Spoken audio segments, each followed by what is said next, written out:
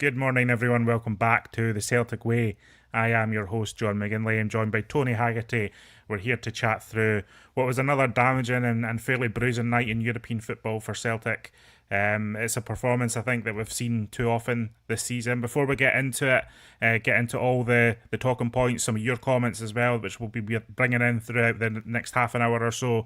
First, a word from our sponsors. It's Simply Furniture, who are located in Hillington, Glasgow. They're an independent brand dedicated to bringing luxury and contemporary style into homes across the UK. The hand-picked collections offer exceptional value without compromising on style, and their dedicated team ensures your furniture is delivered with care right to your doorstep. And if you want to see the Simply Furniture range up close, you can visit their showroom in Hillington, Glasgow, as I said. And if you mention the Celtic Way, you do get a special in-store discount. There'll be links below as well to order online. As I say, Tony, our thanks to the sponsors as always. But how are you feeling in the cold light of day after last night, after watching a pretty difficult night at Celtic Park? Pretty abject, wasn't it, John? I think most Celtic supporters are just deflated at the minute, aren't they? I think we spoke a couple of weeks ago and we're looking for that spark, something to ignite the season, and it's not catching on. And I think even the fact that your rivals across the city aren't doing so well either, that's scant consolation, because there's lots of problems. Celtic need to address lots of problems. And John, where do you start? Really, where do you start? It's it's utterly abject, and I think I mentioned the word last night. See, when you're past the angry stage and apathy sets in, that's a big Yeah, problem. that's a big problem. I think that the club as a whole will be dealing with over the coming weeks. Especially if results don't turn around on the field. I mean, we've been talking all about this fan feeling this season and all this discontent, and we've been saying, well, if things turn around on the pitch, then that will dissipate to an extent. The brutal reality of it is, it's not turning around on the pitch, and actually, I was very concerned last night, and Brendan Rodgers talking in his post match, just about the solutions that he needs to find. So I guess that's as good a place as any to start. I mean, he's talking about Celtic's inability to score consistently. I think there was a stat being thrown around social media last night from Opta here. Celtic have failed to score in 5 of their 12 games in all competitions this season. That's as many times as they were goalless last season in 57 matches. So that shows the drop-off that Celtic have experienced in terms of goal scoring. It's also apparently the earliest into a campaign they've gone goalless 5 times since 1991. So that's the depth of where Celtic are in terms of goal scoring. And Tony, it is a massive drop off, and it is so jarring because last season Celtic experienced their highest goal scoring season in about 54 years or something, which was again referenced by Rodgers last night. He thinks Celtic are going through a spell. I would argue it's less of a spell and more of a trend at this point. It doesn't feel like these are isolated, pockets of lack of creativity. This seems systemic in the team at the moment. He talks about players transitioning, coming into the team. There are a couple of new players in the team, Tony, but really, realistically, 8 or so of the starters last night were at the club last season, or in the case of Tierney, knows what Celtic's all about. So I'm not sure about what Rodgers is trying to say about all this at the moment. He did take responsibility, Tony. He said he has to find the solutions. Everything else is irrelevant. It's on him and it's his responsibility as a manager. But it's hard to see where the answers are coming from at the moment. I think the manager is the best place to start, John. He's escaped criticism, or a lot of criticism, for lots of poor results this season and poor performance, substandard performances. And he skillfully manoeuvred everything, or deflected everything away from him. That Friday press conference that he gave, the box office bringing one. But this is a manager who's underperforming. The players are underperforming, but both the manager and the players are underachieving. I mean, that's got nothing, and say less about the hierarchy, the better. But the manager, I mean, I'm glad you looked introspectively, but words are cheap, John. You've got to turn that into, Yeah. performances. You've got to turn that into actions and deeds. And for those of us who were around in 1991, 92, John, Celtic were dire. And they're dire this. And it's a rinse and repeat style of performance for me, John. I have watched the same Yeah. Celtic game, firing blanks and not creating. I've been watching that since the St Mirren game this season, when it took a late look McCowan deflected effort. But I watched the same game, watched them struggle to break down Kyra or Matty. I watched them struggle to break down Livingston in the first half. I watched them struggle at Ibrox, watched them struggle last night. It's rinse and repeat stuff, John. And even at Pittodrie when they won 2-0, two good goals they scored, but that was a struggle as well. It really is a bind and a chore. And whilst I'm glad the manager said, looked a bit more introspective and said, okay, that's on me. I need to find the solutions. That's fine. He doesn't seem to be finding the solutions, John, does he? Mm, mm. And yeah, and I kind of like at half time he changes the formation last night, and it's really to match up against Braga and what their system was doing to Celtic in that first half. Because I think once Braga had a foothold in the game, they were really exploiting Celtic to an extent, especially towards the end of that first half. They were starting to win set piece after set piece. I think they won a few corners as well, and it seemed like a matter of time until they were going to score again. So Brendan Rodgers did have to change it.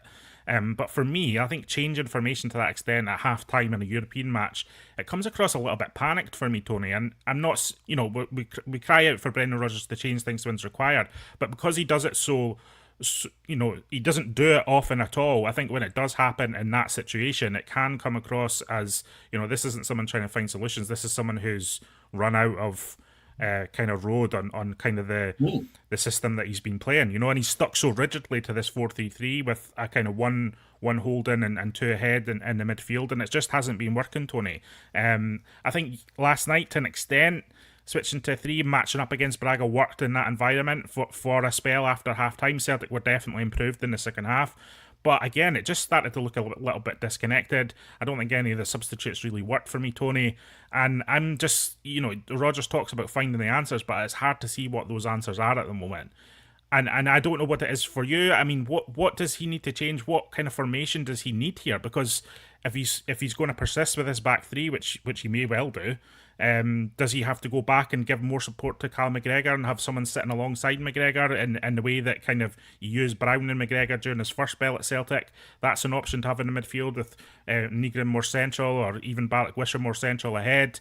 But whatever he's putting out on the field at the moment, I just don't think the current formation that he's been persistent with has been regressing for months now. It's not this isn't a one-off. It's been months. No. And so something needs to change. But it worried me a little bit to see him just deploy an entirely new formation and switch personnel around so, kind of almost haphazardly in the middle of a European match. I think that was the biggest indictment on him, John, and his tactics last night, that he felt the need to change it at half-time. Because once Braga scored, they realised Celtic weren't as good as they thought. And also they had the benefit of the fact that it wasn't a full house crowd.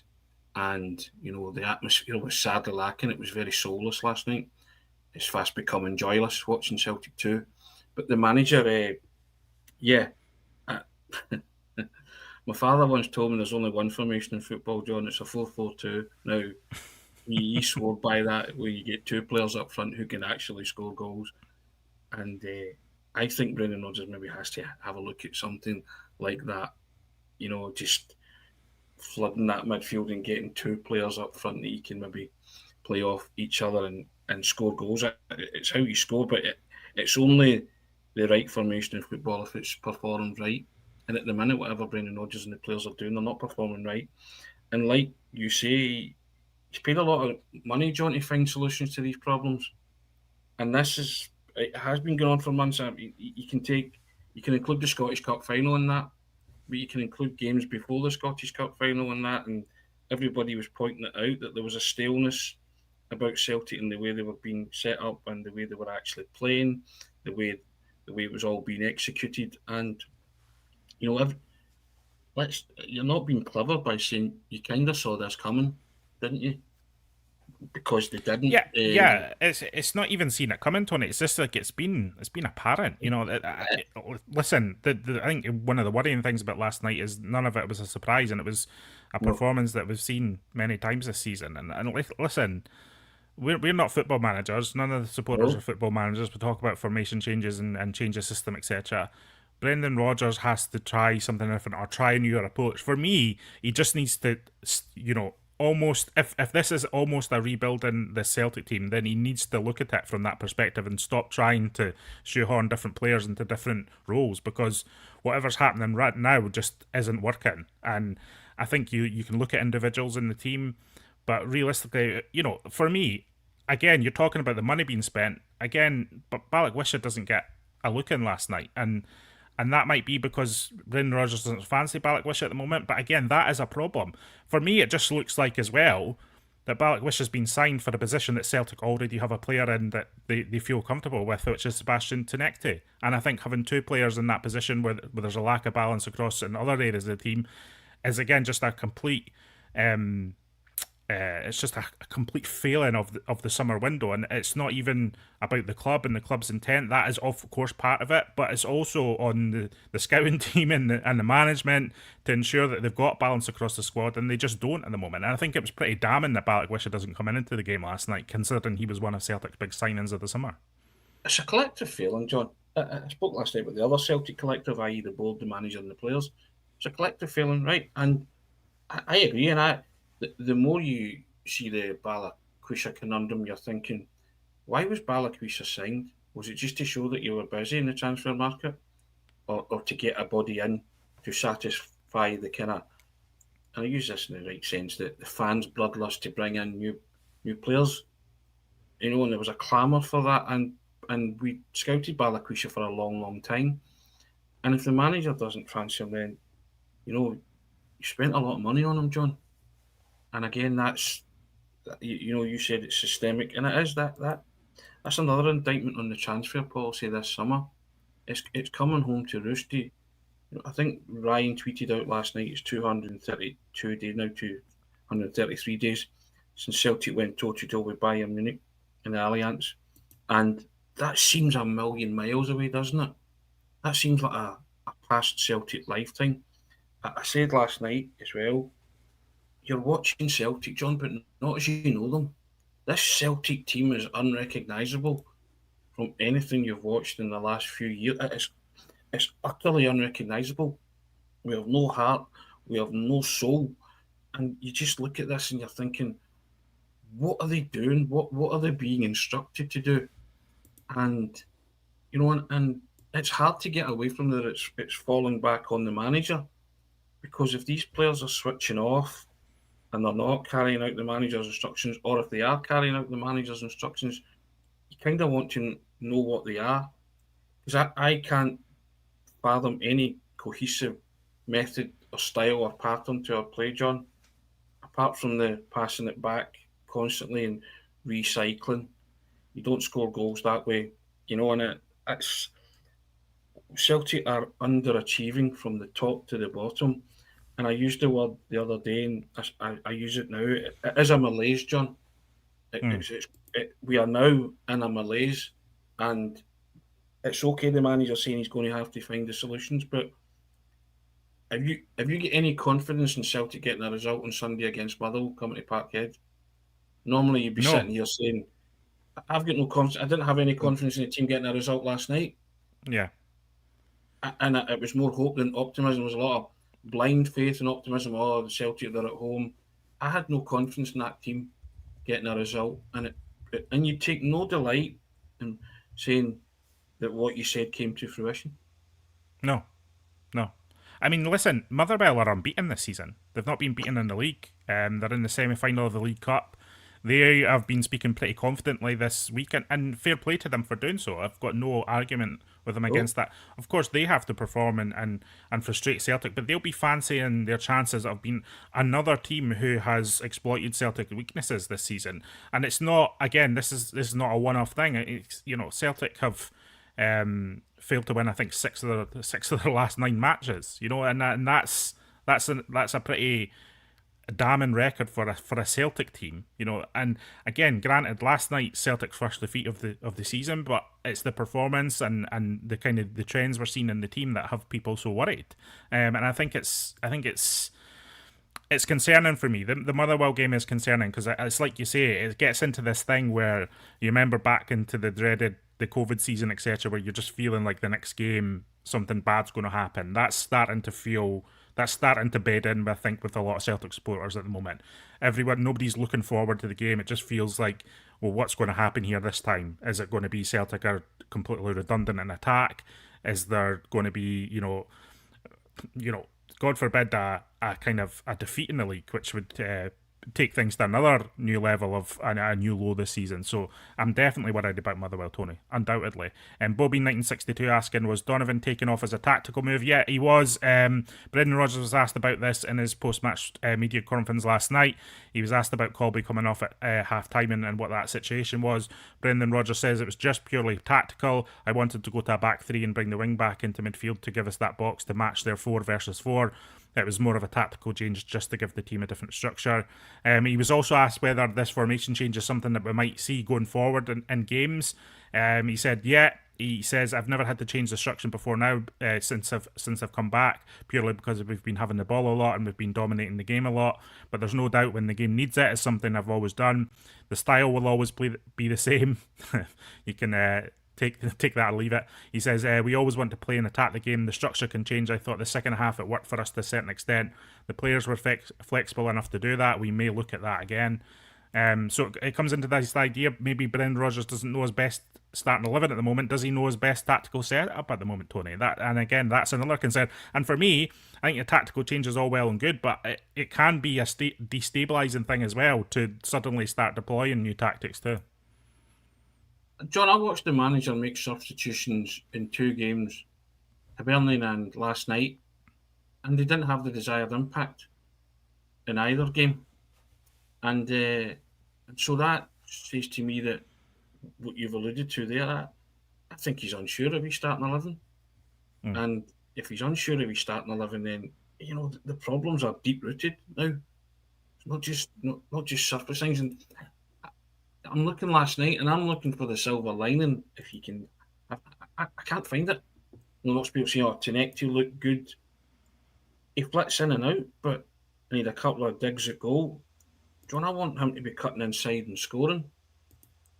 And I was trying to look for some kind of positive last night, and I genuinely, other people saying Sriracha, but we spoke about Sriracha the other day, and I like what Sriracha brings, but these guys like that can't do it alone, and I'm worried about that aspect of the manager where you're bringing guys on to make an impact and they're not having a desired effect, and if the starting 11 aren't having the desired effect, and then your substitutes aren't having the desired effect of that impact that you want them to make, then for me there seems to be some kind of, it strikes me as being a communication problem then, John, that players are going out there and they're not understanding their instructions from the manager, or they're not carrying out his will, or if they are, then there's something, a circuit not connecting, John. When Celtic take to the field, no matter what starting 11 starts a game, on what no matter what substitutes come on, there's something not happening here, and I think it's time it's fair enough to start asking questions of the manager, because he gets paid a lot of money to fix these issues and problems, and I know he said he's going to have to look at himself, and I think this is one of the first times that the manager should be under major scrutiny. Everybody knows what I think about the manager, and I've called him an elite level manager in the past, but he's under pressure, John, and he's the very man that said he's here for 3 years unless he gets emptied. Results like this can't carry on, because he will be getting on board that train to Emptyville soon, because it's unacceptable. And I'm not saying Celtic have a God-given right to win football matches, but there's a level of performance, John, that Celtic fans expect from their team, and they've not seen it.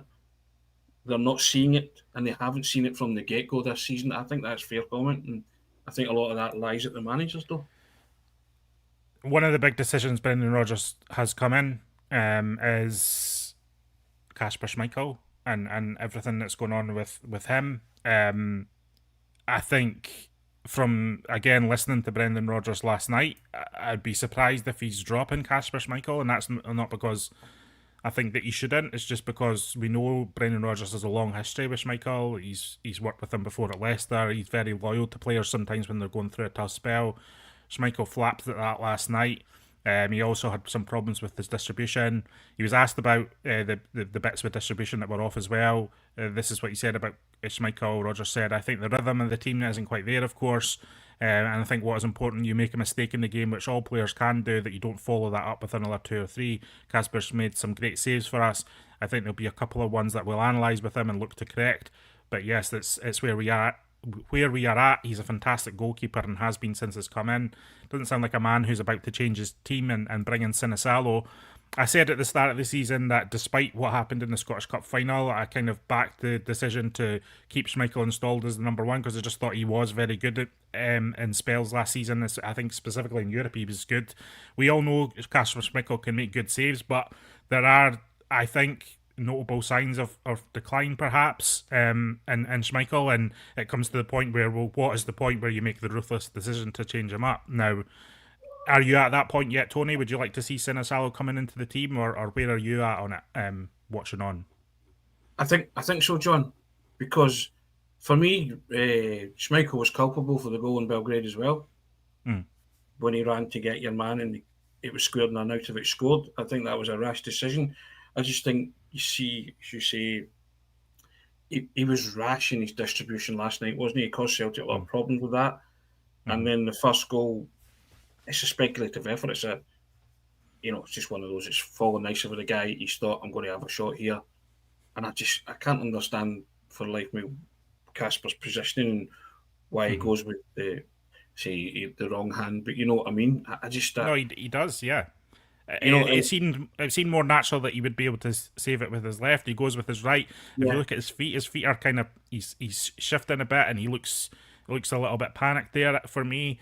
I don't know if he just feels like he's out of position, but it's not what you need from your goalkeeper. I think if we didn't have Sinisalo there, I would maybe say, listen, this goalkeepers can go through a bit of a rough spell and you stick with him. But Sinisalo's not really ever put a foot wrong for Celtic, and I think when he's there, I don't think there's much risk in changing the keeper at this point. If it was an unknown coming in or someone who hadn't played for Celtic before, then it's obviously much more of a risk.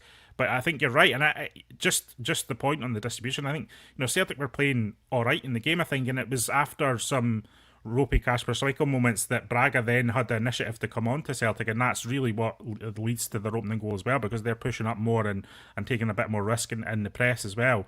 It gives them some encouragement. So it's a difficult one, and I never really like changing goalkeepers, Tony, but I think with Sinisalo there, I mean, the argument is very valid, and I think Brendan Rodgers needs to have a long think about this, because unfortunately, for all the saves that Kasper will make, and he will, they don't get remembered as much as errors, and what Rodgers doesn't need is then the Schmeichel situation becoming a referendum on his decision-making either. Yeah, and he has been error-strewn since the Cup final, hasn't he? And you can't run away from that. And I think Sinisalo was brought in as an able deputy, and as you say, he has performed well every time he's been asked to go in between the sticks. You talk about the distribution last night from Kasper Schmeichel, and it gave Braga a foothold in the game. It was very similar to, remember when Celtic were dominating Rangers at Ibrox, and Joe Hart had a moment, and I think the Rangers, I can't remember who it was, but somebody slammed a shot against the post. And from then on, in that moment, the game and the atmosphere and the momentum shifted. And football's small margins, isn't it? And Celtic started brightly, but then Kasper, there was a couple of shaky moments with the passing, and as you say, the opposition got a foothold in the game and then realised, right, Celtic are there for the taking rather than the other way around. And it all did stem from those passes from Kasper that went astray. But it's seeping more and more into his game. It's more noticeable now, isn't it? And I love what Kasper Schmeichel's brought to the site since he came in. I really do. I think he's a wonderful goalkeeper. But it's that old adage, you're only as good as your last game. And if you analyse Kasper Schmeichel's last games, you're highlighting negatives as opposed to positives, aren't you? And I think if you're going to change the goalkeeper up, I would rather see him do it now. But like you, the manager loves Kasper Schmeichel, doesn't he? And I feel after those quotes that you read out, I don't feel that he will change him, but I would like to see it because I think the Celtic supporters want to see Sinisalo as well. but the manager favours some players, doesn't he? And they always seem to get the nod, and I think Casper's one of those. Yeah, no, I agree. So, Tony, here's a list of the teams that have scored more goals than Celtic in the Scottish Premiership this season. Hearts have scored more goals than Celtic. Motherwell have scored more goals than the Celtic. Dundee United, Hibernian, and Kilmarnock and Livingston have all scored more goals than Celtic in the Scottish Wow. Premiership this season, which kind of tells you where we're at. Granted, we're only 6 games in, and it is a small grouping of matches, and we know that there's been issues in the team, and we know that against Hibs to an extent Celtic had improved and just didn't have that finishing touch. You know, hit the post, hit the bar a couple of times, and on another day Celtic scored 2 or 3 that day, but this game against Motherwell now, it just takes on much more added meaning. We referenced it there, but to go into the international break with another more clouds hanging over you and another draw, or as I say, don't like to kind of talk about a potential Celtic defeat. And listen, I don't think that's really on the cards. I think if Celtic slip up on Sunday, it'll probably likely be a draw. But as I say, Motherwell are unbeaten, and that attacking form just can't continue, Tony. And we talk about the challenges that Celtic have had this summer, but the reality is that Celtic's resources and the players that they've got in this squad are far better than the majority of the majority, if not all, of the Scottish Premiership. And it's, again, like you say, it's on Rodgers to find the solutions to that, regardless of how they come. You know, he needs to think about this. He can't just keep persisting with what we've seen again and again and again. Same midfield, same setup. It can't continue because he can't expect anything to change, or this malaise, as you put it, to lift until he takes responsibility and makes changes that he feels are required to get something out of the Celtic team. Yeah, I mean, that list that you read out there, John, that's damning, isn't it? I mean, it's chronic. It's absolutely chronic, to be honest. And, and I know certain teams play a certain way against Celtic, but Livingston have scored more goals than Celtic this season. That tells you all you need to know. That tells you that you are underachieving massively, and it's on the manager. I tell you what, see if your Hearts, you're tooling up in January, and you're going for a tilt at this time. I'm serious, John. If you're Tony Bloom, you're saying, this is it. It's a touch of the now or never. And you alluded to the COVID season. Remember, Celtic had games in hand, but that points differential just kept getting bigger. You know, it's okay, they've got 3 games in hand, but Rangers was like 16 ahead. And you're thinking, even if you win the 3 games in hand, it's only 9, you're still 7 behind.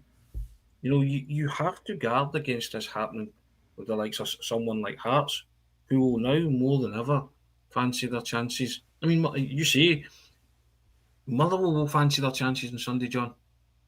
And what a way to begin your season, where you're looking at an unbeaten Motherwell team coming, and you're thinking, I'm not sure we're going to get a result here. Not because Motherwell are fantastic, but because you're looking at yourself and you're thinking, we're a poor football team, and you know that the solutions to the problems are not being found, and this whole collective from the top down, it's malfunctioning, John. It really is. It's malfunctioning, and I think Celtic at this moment are a dysfunctional family, and there's lots, and there's lots of unrest and malcontent. It feels like that. Yeah.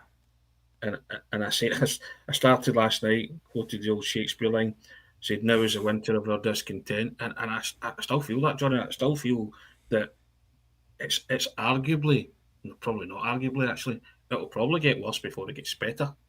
Because I just don't see the spark. I don't see the light at the end of the tunnel. I can't see anything that I can grasp onto and say, but at least that's happening. Because there is no at least that's happening for me. Yeah, no, I agree. I mean, it's horrendous stuff, Tony. And listen, I'm looking at the fixtures after the international break as well. We've got Motherwell obviously on Sunday, and then there's a 2-week break. Dreaded international football, Tony, which I hate at the best of times, but especially when Celtic are at low ebb, the international breaks for me just seem to hit a little bit harder. But after that, It's Dundee away, Dens Park, then it's at home to Sturm Graz, who of course played Rangers last night and beat Rangers, and then it's away to Hearts at Tynecastle. That's in the space of a week. So you're going to Dens Park, you've got another European game, and then you're away to Tynecastle in what is looking like a simply massive match at this point. I mean, if you're going to Hearts and Hearts maintain their form, and that suddenly becomes a very hyped game in the media, everything around it, supporters, it becomes a real. People will see it as almost a pivot point in the season, and that's where we're at, and that's the reality of where we're at. And we're talking about Hearts in that way, and without being disrespectful to Hearts, but when you're Celtic and you've got the millions and the turnover that Celtic have, close to £150 million last season, Tony, that was the turnover Celtic had. Hearts should not be a problem, and again, that's no disrespect to Hearts. That's just the reality, the financial reality of Celtic's turnover, wage bill, everything else. They shouldn't be a factor. The fact that they are, I think, just shows what has gone badly wrong here. Yeah, and I think you have to respect Hearts and give them their due and say they are. And at this juncture, there's only one set of supporters and one set of players looking forward to that Hearts Celtic match at Tynecastle, and it ain't the men and the supporters in green and white, is it? You know, and you know, you never like to get too far ahead, but that's looming, and you will see how much of a challenge. I mean, Tynecastle's a bear pit and raucous at the best of times.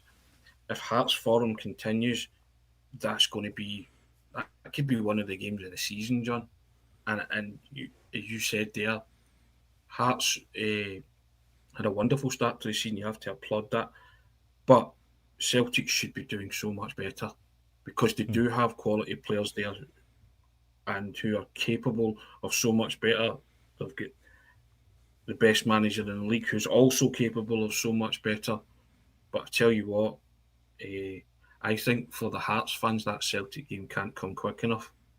I think the Celtic fans are like, right, we'll deal with Motherwell, Dundee and Graz before that. But I think if you're Hearts, you are licking your lips in anticipation, and because there doesn't seem to be any kind of let up in Hearts, relentless start to the season, and they're scoring goals, John, and they're actually playing some attractive football. And that's why I said earlier, if you are Tony Bloom and Hearts, you're eyeing up that January window and you're thinking, if we're up there and still challenging in that sense, you would be wise to throw a bit of money at that and see what it takes. Because I just don't think, with Celtic and Rangers in the current state, a club like Hearts will never have a better chance to really do something in terms of the title race. You know, everybody thought that team would be Aberdeen last season, and it came apart spectacularly from them. I mean, Welsh Paul making the point Hearts will drop off like Aberdeen last season. And listen, history tells us that will be the case, but just because something has happened time and time again doesn't mean that it happens this season. And you've got to take things on their merits as they play out and unfold without predicting too much into the future. And as it stands, Hearts earn their position at the top of the table because they've been better than Celtic in the Scottish Premiership season. That is the reality. Without any predictions and looking forward, that is the reality of the situation after 6 matches. Will that still be the same in 6 matches more? Look, again, history would tell you that Celtic will get their act together at some point and will start to pick up some kind of consistent winning form. But again, just because it has happened time and time again doesn't mean that it's going to happen this season. And I think the only one and the only reality check on that we all need is the COVID season, which again, Celtic actually started well in the Premiership that year. Obviously, they went out to Ferencváros in Champions League qualifying, but in the Premiership, I think they won their first 6 or 7 matches. But this is, I just think you can't rely on something happening. You've got to go out and prove it yourself, and that's what Celtic aren't doing at the moment. So we can say that Hearts are going to fall off. I'm not particularly worried about Hearts. I'm worried about Celtic. That's what I'm worried about at the moment. It's not that I see Hearts as a grand threat. It's that I have this concern that the wheels are about to completely come off Celtic, because I think the chances of that at the moment seem, the evidence is building that is going to be the case, unfortunately, from what I'm seeing on the pitch, because there's no improvement. I'm not seeing great improvement. I saw a little bit of improvement against Hibs, but I'm not seeing the improvements that Celtic need to make to become a consistent winning machine, which is what they have been so often during Brendan Rodgers, both spells of Brendan Rodgers at Celtic. I think the worrying thing is, John, we're actually relying on Hearts to blow a gasket rather than, address our own situation, because I just don't see it getting much better anytime soon with Celtic. So we need Hearts to have an Aberdeen type implosion. What happens if they don't? Again, nobody can predict the future. I get all that, but I'm like you. I'm really concerned about Celtic and how we address this and how we turn this forum around, because I've got nothing to cling to here, and I feel as if from the start of the season that it's been very samey. The performances have been the same, and we're not getting anything like the displays that we are used to from a Celtic team. And if the manager can't put his finger on it, and the players are struggling to put their finger on it, that for me is, as I say, there's deep lying and deep rooted concerns there and issues. And I think relying on Hearts to drop points, even this early, it's tells you a lot about where Celtic are. And people say, "Oh, they're only 2 points behind." I get that, but you flicked up that stat, and then you said about the teams that have scored more goals than Celtic. Talking about when's the next win coming from, John? Where's the next goal coming from in terms of Celtic's creativity or lack of therein? And that's a worry for me, I've got to be honest. Stephen Loudon saying everyone needs to get their big boy pants on and stop wetting the bed. Like, Stephen, if it was a one-off, like I'd take the point. But the reality is, and the reality of the situation is that since Bayern, Celtic have lost every big match of consequence, or not won it at least.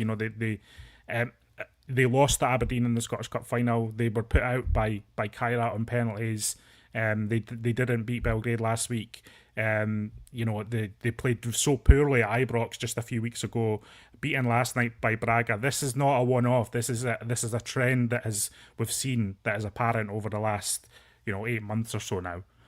So this isn't something that's just we're all reacting to one negative result and one negative performance. We're talking about a trend line here of Celtic regressing, and regressing quite sharply, unfortunately, both at an individual level in terms of player performance, at a wider level in terms of the coaching, but also in the grander scheme as a club. Celtic just look miles off it. They look unfortunately, they've got a massive turnover in comparison to Scottish football, in comparison to a lot of teams around Europe, and just seem totally frozen and unable to utilise these resources efficiently, and not have any connection between those resources and the football department at Celtic. And the coaching staff just don't seem to be able to get anything out of the group of players that they've been given. And you can say that that's bedwetting or whatever all you want. For me, it's just a reflection of what we're seeing. We're not seeing anything different. So why should you put a gloss on that? Because it doesn't deserve the gloss, No, quite right. It's not bedwetting at all. You are calling it as you see it, John, and calling it. I've said this before. Don't speak for the majority of Celtic fans, but you know what you're watching, and that's what we're talking about. We're talking about what you're watching in this Celtic team at the minute. People have the right to express their opinion and disagree, and that's fine. But you're calling it from the start of this season, and all the signs are it's not looking good, and it hasn't been good for a matter of months.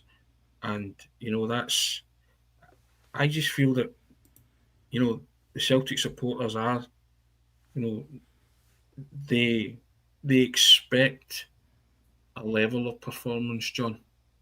You don't expect to win matches. You earn the right to win football matches, but they expect a level of performance from their team, which sadly has been lacking for months now.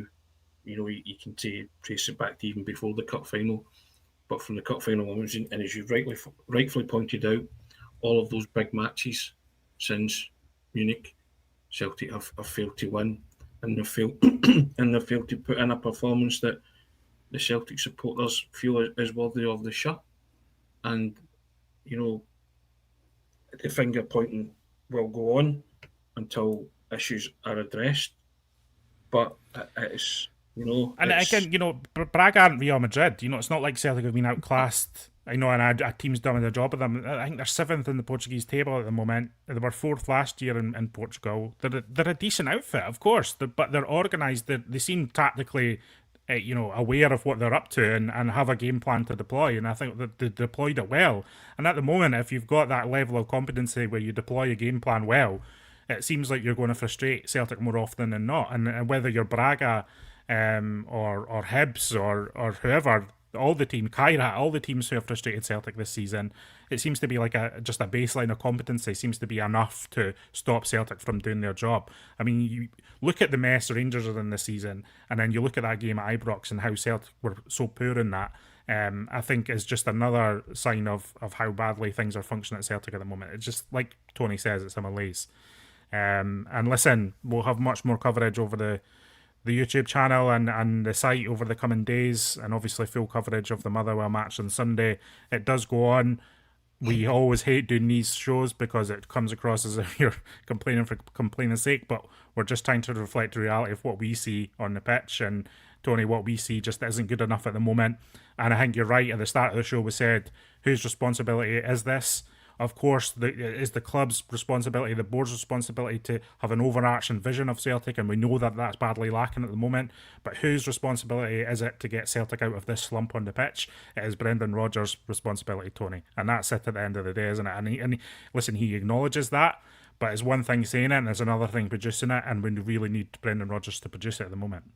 Yeah, the buck stops at the manager always, John, in these things. And, as I say, results like last night and the ones that they've had this season, they cannot continue. They cannot continue to fire blanks in front of goal because you won't win any football matches. And I think that's news to a lot of people, John, that the likes of Livingston, Dundee United, Hibs, Hearts have scored more goals than Celtic. That's pretty enlightening, but it might well be enlightening, but it's also damning. It's damning on this particular group of Celtic players because we know they're better than that. And whatever is happening, they're not showing it. And the manager can't walk away from this, Johnny. He's playing his part in it. And whilst I welcome his introspectiveness, I'd rather that manifested itself in results on the park. And if you have to change your formation, you have to do something differently, you have to mix it up, shake it up, play two up front, or whatever that the solution to the problem is, you have to find it because you can't keep doing what you're doing because it's not working, John. It's not, and as I said there, board management, players, Celtic are a dysfunctional family at the minute, and you're fast falling out with family members, aren't you? And nobody likes a family feud, do they? Nobody likes it.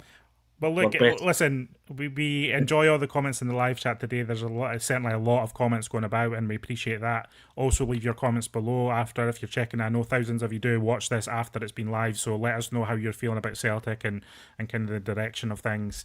We do see all your comments as well. Just a note as well for people who keep up with this kind of thing, there is no Brendan Rodgers press conference today. Sometimes after these Thursday matches, certainly in years gone by, or these European matches, they kind of put the build up to Motherwell into the post match at Celtic Park. So that has been the case. We do have an interview coming up with Callum McGregor on the website at midday, so check that out if you want to hear more from Callum McGregor. I know Callum McGregor is a point of contention for a lot of people at the moment, but you can read his thoughts on the game and what he said. But just to know, there is no Brendan Rodgers press conference today, so the next time you'll be hearing from the manager and everything will be Sunday, Tony. Probably, does that help or hinder things that Rodgers doesn't get to present his case today, or is it just a case of batten down the hatches, focus on what's in front of you on the training pitch and forget about the media, the fans and everything? I think everybody would probably want to hear what the manager said, having slept on it. I always look forward to what he says on a Friday, but I think maybe this one's, John, you think, fine, there's nothing more to be said in raking over the bones of last night. You need to find a way to start winning football matches, And I think a lot of Celtic supporters that, mentioned the word at the start of the programme that, they're apathetic now. Yeah. And I think when that sets in, that's the worst feeling. And I think what Rodgers maybe would have said today would have went in one ear and out the other. The fans they're kind of at breaking point in terms of the performances. They just want to see a winning team on the park. And it's up to the manager to get that blending formula to produce a winning team. How he does that, then that's purely down to him. But it's also up to the players as well, John. I think there was a lack of leadership on the park last night. Lots of players looking around at each other and saying, someone else will dig me out a hole. No, take the game by the scruff of the neck. Dig your teammates out a hole. I didn't see enough of that last night, John. I'm not seeing enough of that all season. So somehow going to have to get it into their heads that, you can't feel sorry for yourself because you will continue to get results like last night. Need leadership, need a midfield that aren't 30 yards apart would help as well, I think, for me. Listen. Need a striker. A striker that can score goals, all sorts. I mean, I thought Iheanacho's finish was excellent. I mean, we didn't even talk about that. And actually, I'm glad we didn't talk about it, Tony, because that VR, the handball decision and then in VR not overturning the referee's decision on the field was an absolute howler. I'm not one to go into it, but I'm glad we didn't talk about it because there's more important things, frankly, going on at Celtic at the moment than a refereeing decision that we can all agree was an absolute horror. But it was a horror, and so I just want to note that at the end here. Listen, we're going to head off now. Thanks for joining me, Tony. Thanks for joining us, everyone in the live chat. Again, leave your comments below if you've got any thoughts on what's going on at Celtic at the moment. And we'll see you again next time on the Celtic Way. Goodbye, everyone.